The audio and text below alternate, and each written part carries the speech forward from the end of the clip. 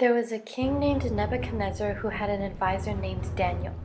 Although the king had many wise men, Daniel was the only one who could interpret the king's vision of the tree.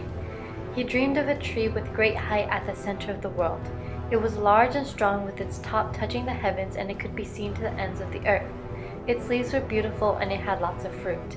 Daniel interpreted the king's dream to mean that King Nebuchadnezzar would be cast out until he realized that the Lord God had rule over the kingdom and could give it to whom he will.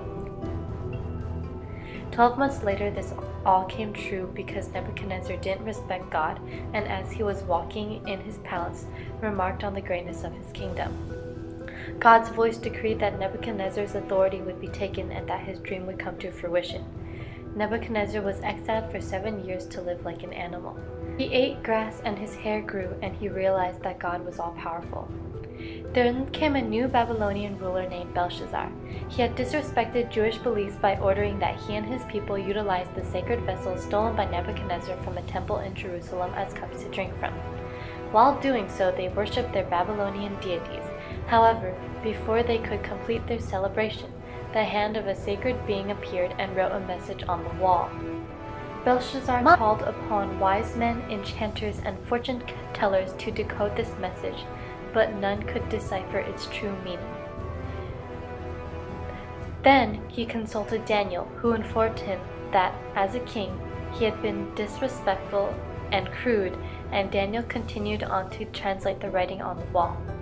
The words depicted were Mene, Mene, Tekel, and Parsin, which stood as a warning that, due to his selfish ways, Belshazzar's kingdom would soon fall and be divided by the Medes and Persians as God's punishment for his wrongdoings.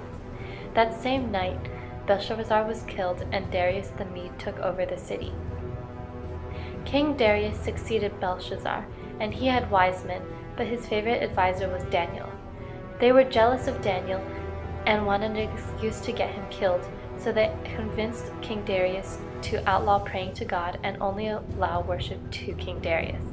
Daniel knew about the law but refused and continued to pray 3 times a day. The wise men saw him praying to God, so by the law were able to throw him into the lion's den. King Darius liked Daniel and hoped that his God would protect him. In the morning, King Darius went to see if Daniel was still alive, and he was, because God protected him and shut the lions' mouths. Then Darius had the wise men thrown into the lion's den, and they died.